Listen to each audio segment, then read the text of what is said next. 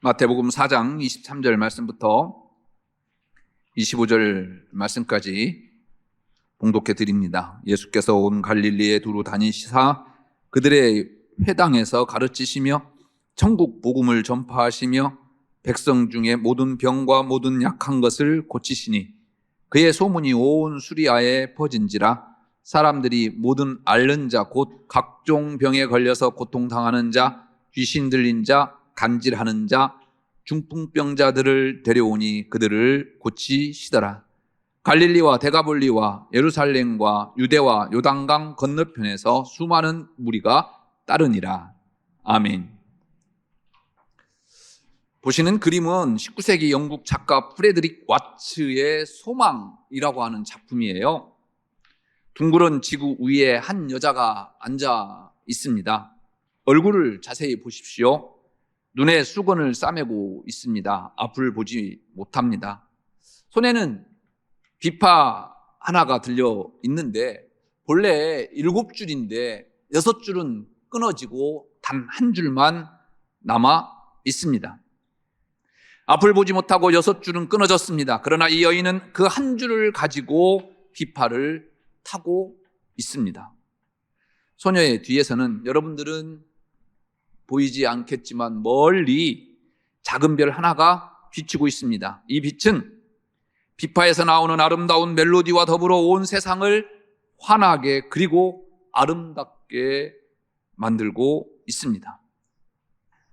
앨리스 호도는 이 그림을 보고 감화받아서 여러분들이 잘 알고 있는 희망의 속삭임이라고 하는 노래를 만들었어요.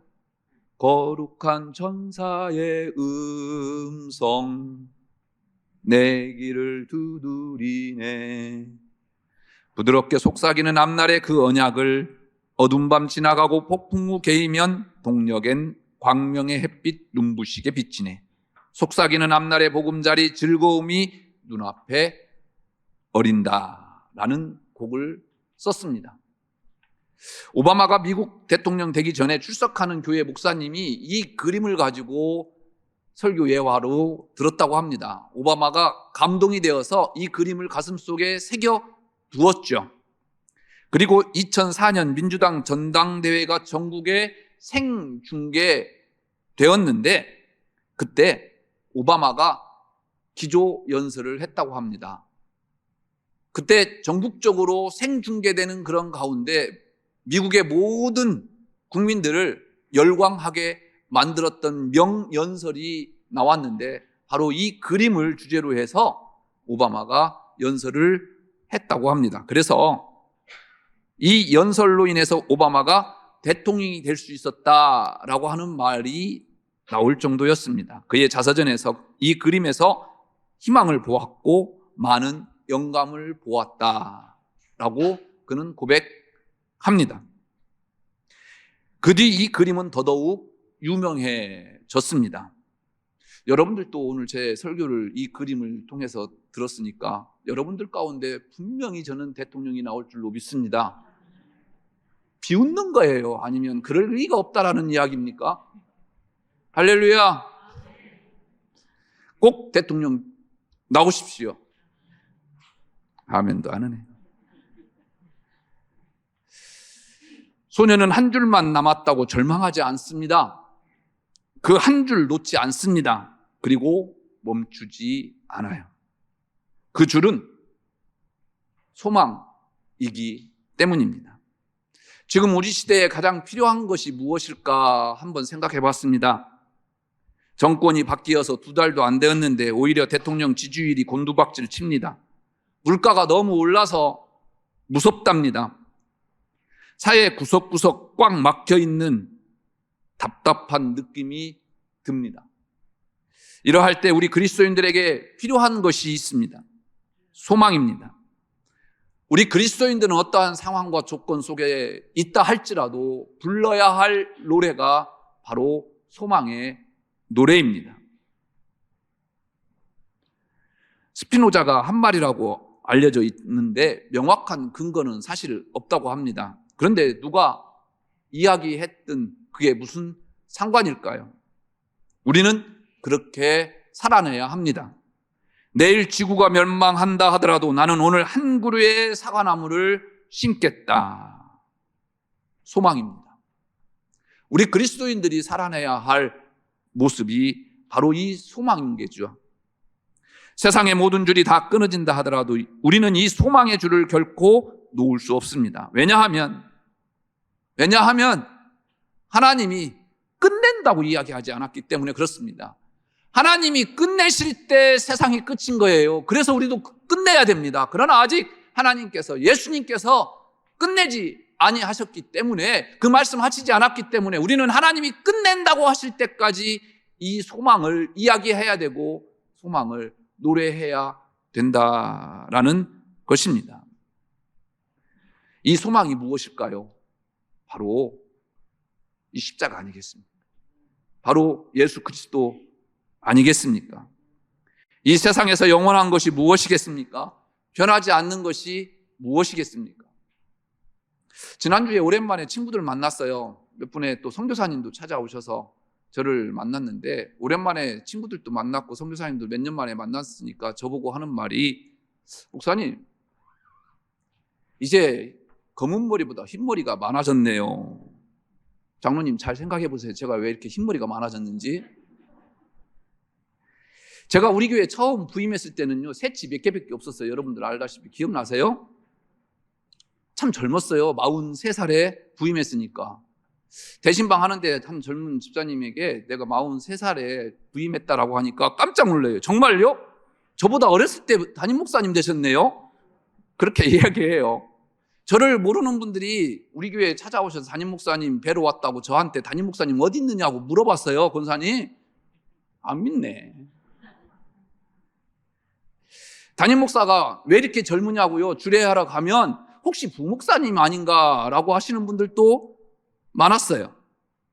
그런데 저도 이제는 검은 머리보다 흰 머리가 많네요. 그런데 권사님도 변했어요. 장로님도 변했어요. 다 우리는 변해요. 이렇게 우리의 겉모습뿐만 아니라 우리의 속모습까지도 변하는 것이 세상의 모든 것들이죠. 그런데 아무리 세상은 변한다고 하더라도, 우리의 속마음이 변한다고 하더라도 변하지 않는 분이 계십니다. 바로 예수 그리스도입니다.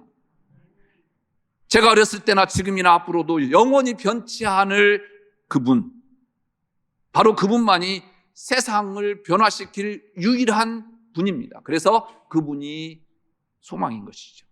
유일한 소망입니다. 그분이 바로 저와 여러분들이 바라보고 있는 예수 그리스도입니다. 바울은 로마인들에게 보내는 편지에서 소망의 하나님이 모든 기쁨과 평강을 믿음 안에서 너희에게 충만하게 하사 성령의 능력으로 소망이 넘치게 하기를 원하노라 말합니다. 당시 로마의 그리스도인들은요, 결코 넉넉지 않은 삶을 살아내야만 했습니다. 예수 믿는다고 하는 이유로 재산을 빼앗기고 사업과 직장을 잃어야만 했습니다. 감옥에 갇히고 심지어 목숨까지도 잃어야만 했습니다. 사도 바울도 예수 그리스도를 전하다 로마에서 순교를 당했지 않습니까? 그런데도 예수님이 나의 소망이라고 바울은 이야기합니다. 예수 믿다가 재산을 잃고 감옥에 갇히고 심지어 죽기까지 하는데 왜 예수가 소망인 것일까요? 역사는 이를 증명합니다. 당시 로마 황제와 우상을 섬기게 하기 위해서 기독교를 박해했다라는 것들이 얼마나 잘못된 행동이었는지를 증명하지요. 여러분들이 잘 알고 있는 역사학자 하면 아놀드 토인비를 들 겁니다. 역사란 도전과 응전이라고 하는 명언을 남겼는데, 이분이 사도 바울이 복음을 들고 아시아에서 유럽으로 건너갈 때 타고 갔던 그 배를 뭐라고 이야기했느냐? 다음과 같이 이야기했습니다.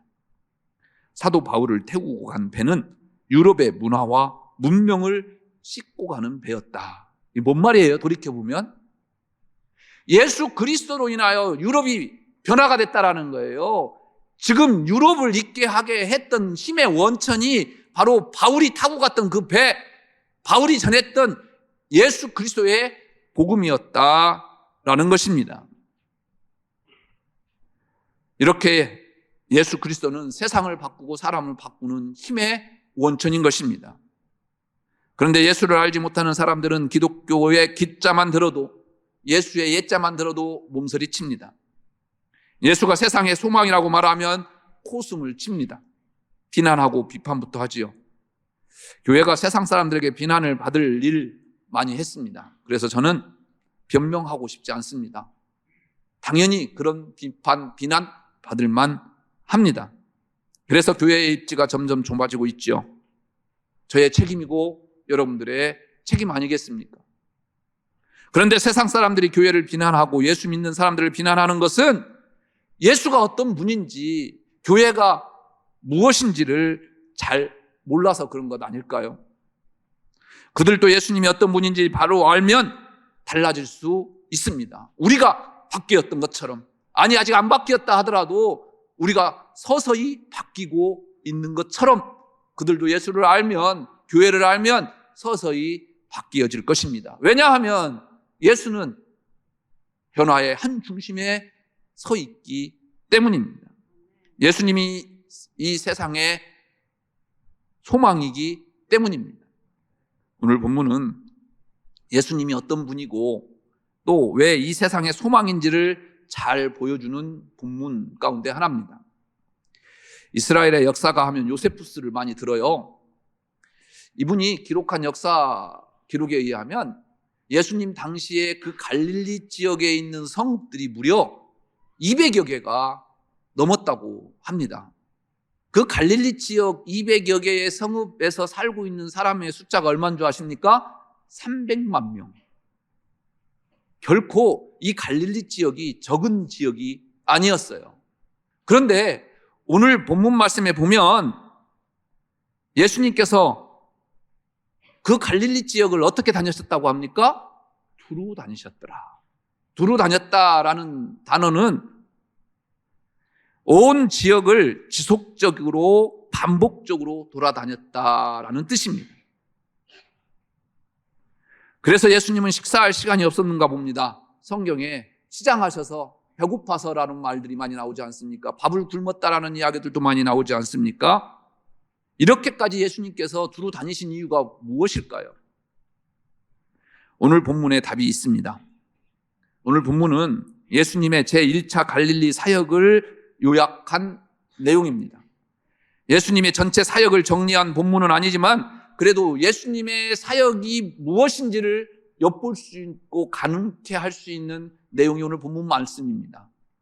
본문 23절 다 같이 함께 읽겠습니다. 예수께서 온 갈릴리에 두루 다니사 그들의 회당에서 가르치시며 천국 복음을 전파하시며 백성 중에 모든 병과 모든 약한 것을 고치시니. 이 말씀 가운데 예수님의 중점 사역을 우리는 엿볼 수가 있습니다. 가르치시고 천국 복음을 전파하시고 모든 병과 약한 것을 고치셨다. 여기에서 세 개의 동사를 우리는 주목해야 합니다. 먼저 가르치다라는 동사입니다. 예수님께서 가르치신 곳이 어디라고 오늘 기록하고 있습니까? 회당입니다. 이 회당을 처음 지은 사람들이 누군지 아세요? 바벨론 포로로 끌려간 유대인들이었어요. 유대인들에게 그들의 삶의 중심이 무엇입니까? 예루살렘 성전이지요. 하나님의 전입니다. 그런데 포로로 끌려가서 예배 드릴 수 없습니다. 성전을 볼 수가 없습니다.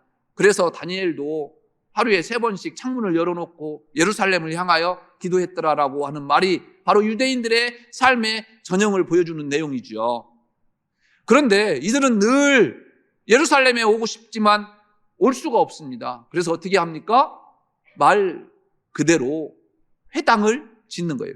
모일 회자예요. 모였는 장소예요. 여러분들이 가정에서 모이면 회당이에요. 그래서 그곳에서 무엇을 합니까? 자기들이 믿던 그 하나님을 가르치고 후손들에게 그곳에 모여서 이 억압에서부터 해방되게 해달라고 기도하고 그곳에서 하나님께서 주신 율법을 전수받고 가르치는 곳이 바로 이 회당입니다. 이 회당에서 예수님께서 가르치셨다고 하는데 이 회당, 예수님 당시의 회당은요, 각 지역에 많이 산재해져 있었습니다. 큰 도시에는 몇 개의 회당들이 있었죠. 그런데 요즘 새벽기도 때 출애굽기를 강의하고 있는데 출애굽기에서는 유일하게 성막 하나만 건축하라고 그랬어요. 장로님, 왜? 유일하신 하나님이 한 분이기 때문에 이 성막 안에서만 내가 거주하겠다라고 이야기하면서 그 성막을 본떠서 솔로몬이 성전을 지은 거고, 남북으로 갈라지니까 어떻게 됐어요? 사마리아 사람들도 예배를 드려야 되니까, 제사를 드려야 되니까 못 드리니까 사마리아 땅에 성전을 또 지은 거예요. 단과 베델에. 그리고 예수님 당시에 이 회막이 많이 지어졌다라는 거예요. 시대와 또 상황에 따라서 많이 변천이 되었던 교회의 역사를 보게 되지요. 이 회당에서 예수님이 가르치셨는데, 가르치다라고 하는 동사는 성경을 쉽게 풀어서 강화하며 실천적인 교훈을 주다라는 뜻이에요. 즉, 하나님의 말씀을 우리의 삶 속에 적용할 수 있도록 쉽게 가르쳐주고 그 말씀을 실천할 수 있도록 가르쳐주신 분이 예수님이시다라는 거예요. 다음 동사가 전파하다라는 겁니다. 무엇을 전파하셨습니까? 천국 복음. 천국, 하나님의 나라, 복음, 굿뉴스예요.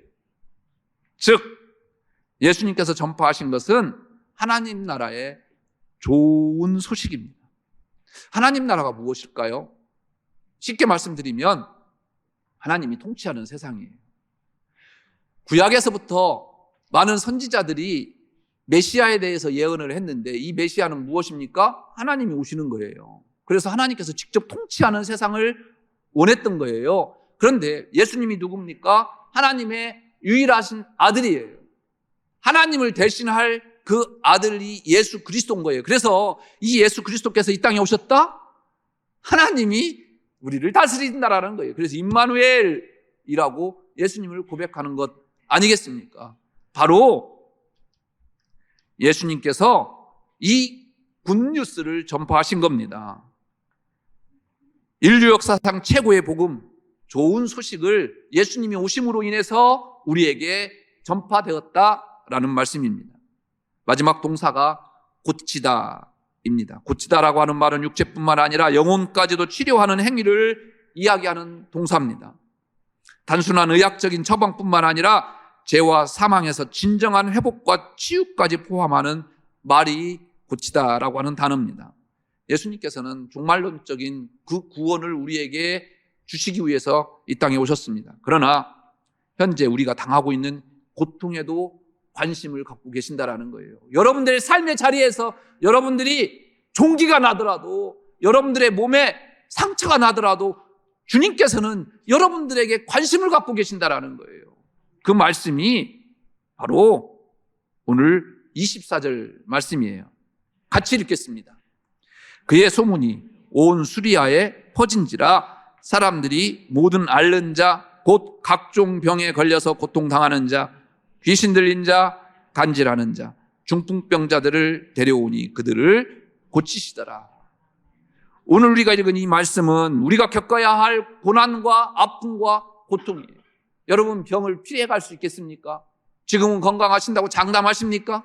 언젠가는 우리에게 닥쳐올 미래 아니겠습니까? 그곳에서 우리를 구원해 주실 유일한 분이 바로 예수님이시다라는 거예요. 우리의 영적인 부분만 구원하신다고 한다면 그게 퍼펙트한 구원일까요? 아니요. 우리의 영혼뿐만 아니라 여러분들의 삶의 자리에서 그 아픔까지도 보고 계시는 그 예수님께서 우리를 구원해 주시는 것이 완벽한 구원 아니겠습니까? 그래서 지금 여기에서 여러분들이 그 구원의 감격으로 살아가셔야만 하는 거예요. 어떠한 조건과 어떤 역경 속에서도 그 예수 그리스도의 구원의 손길을 바라보면 우리가 감사하지 않을 수가 없겠죠. 여러분들 감사하십니까? 여러분들 기뻐하십니까? 그래서 여러분들 어디서든지 늘 이 구원의 기쁨으로 살아내기 때문에 기쁘게 웃어야 됩니다. 요즘 아내가 저한테 뭐라고 하는 이야기들이 있어요. 설교할 때 당신 얼굴이 어둡다, 화난 사람 같다. 그래서 하루에 10번씩 꼭 거울을 보고 웃어라 명령을 내리셨습니다. 쉽지 않더라고요, 이게. 그런데 오늘 좀 바뀌지 않았어요? 왜냐하면 우리가 웃어야 할 이유는요, 지금 이 현실의 고난 가운데 예수님께서 우리를 구원해 주시기를 원하신다라는 거예요. 지긋지긋한 이 인생 가운데 주님께서 끄집어내 주시고 우리를 구원해 주시기를 원하시는 그 퍼펙트한 구원이 예수님의 구원이다라는 것입니다. 예수님은 오늘 말씀처럼 우리의 삶의 현장에서 고통당하는 모든 것을 고치십니다. 병든 자를 치유하십니다. 물질의 문제도 해결하십니다. 우리의 육신의 문제까지도 해결해 주십니다. 그래서 그분이 유일한 소망이라는 것입니다. 오늘 본문에 나오는 세 동사는 예수님의 사역의 전형적인 패러다임을 보여주고 있습니다. 이 세 가지 사역은 예수님의 공생애가 끝날 때까지 계속됩니다. 나아가 예수님의 이 사역은 죽음과 부활 및 승천 이후에도 예수님의 사역자들을 통해서 계속되었습니다. 지금은 어떻습니까? 예수님께서 부활하고 승천하신 후에 예수님의 기록이 무엇입니까? 사도행전이죠. 그 사도행전은 마무리되지 않았습니다. 우리가 그 사도행전을 써내려가야 합니다. 여러분들의 한 발자국 한 발자국이 사도행전인 거예요. 그래서 우리 그리스도인들은 초대교인으로 돌아가자 하는 이야기가 사도행전을 써내려가야 할 존재가 바로 우리라는 것입니다. 그래서 우리는 예수님의 그 사역을 우리를 통해서 계속 이루어내야 합니다. 예수님의 사역을 집약한 말씀이 있죠. 여러분들이 너무나도 잘 아는 말씀입니다. 하나님이 세상을 이처럼 사랑하사 독생자를 주셨으니 이는 그를 믿는 자마다 멸망하지 않고 영생을 얻게 하려 하심이라. 이 영생을 바라보는 것 무엇입니까? 소망입니다. 그렇다면 소망으로 살아내야 할 우리의 삶은 어떤 삶이 되어야 하겠습니까? 한 분의 편지를 여러분들에게 소개하고 마치려고 합니다. 자네들이 내 자식이었음이 고마웠네. 자네들이 나를 돌보아 줌이 고마웠네. 자네들이 이 세상에 태어나 나를 어미라 불러주고 전 물려 배부르면 나를 바라본 눈길이 참 행복했다네. 지압이 일어 세상 무너져 험한 세상 속을 버틸 수 있게 해준도 자네들이었네. 이제 병들어 하늘나라로 곱게 갈 수 있게 곁에 있어줘서 참말로 고맙네. 자네들이 있어서 잘 살았네. 자네들이 있어서 열심히 살았네. 딸 아이야, 맏며느리 맏딸 노릇 버거웠지. 큰애야, 맞이 노릇 하느라 힘들었지. 둘째야, 일찍 어미 곁 떠나 홀로 서느라 힘들었지. 막내야, 어미젖이 시원치 않음에도 공부하느라 힘들었지. 다들 고맙고 많이 사랑한다. 그리고 다음에 만나자. 암으로 세상을 떠난 어느 70대 노모가 3남 1녀의 자녀들에게 남긴 마지막 편지입니다. 어머니의 사랑이 가득한 편지죠. 자신의 죽음을 목전에 두고도 자녀들에게 마음을 담은 편지 써서 마지막까지 소망을 주시려고 했던 어머니. 그러나 그 어머니는 마지막이 아니었습니다. 그래서 다음에 다시 만나자라는 마지막 말을 한 것입니다. 무엇입니까? 소망입니다. 저도 설교 준비하면서 그런 생각을 해봤습니다. 이 어머니처럼 나도 마지막 내 임종을 지켜보는 사랑하는 사람들에게 나 먼저 갈게. 그곳에서 기다릴게. 또 다시 만나자라고 웃으면서 빠이빠이 하고 갔으면 참 좋겠습니다. 여러분들의 인생도 이 마지막 그 소망을 준비하며 살아가고 여러분들의 삶을 통해서 소망이 흘러넘치는, 그래서 다른 사람들로 인하여 살아가야 할 이유와 또 목적이 되는 그 삶을 살아가시기를 주의 이름으로 축복합니다. 함께 기도하겠습니다.